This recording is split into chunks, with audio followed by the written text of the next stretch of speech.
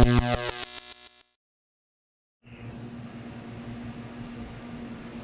have here is a matching set of large angle plates or tombstones.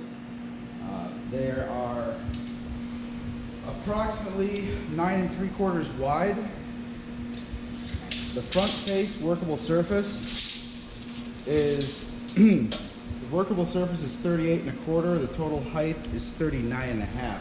You'll see there's a slight bevel here, making it not level with the rest of the surface. The side has a working surface of 39 1/4. The front, this is a machined surface on the bottom as well. The length there is 17 3/4.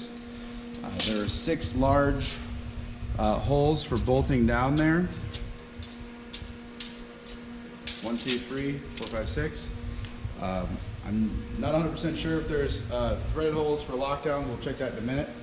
As far as these sides, there are 1/2 inch by 13 thread holes down the side, spaced out about a 3 3/4 inch bolt pattern. And then here, the bolt pattern is also approximately 3 3/4. And these are standard 5/8 lockdown hardware.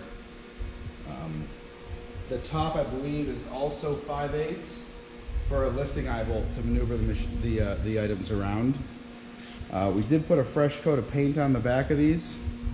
The machine surfaces seem to be in very good condition.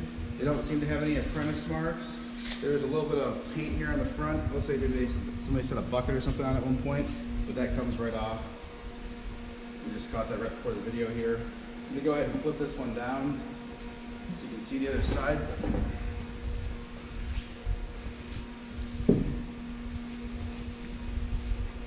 So that's the bottom over there. Yeah, there's the 6 main holes for bolting it down. We're bolting 2, and that is just over a 3/4 inch hole size.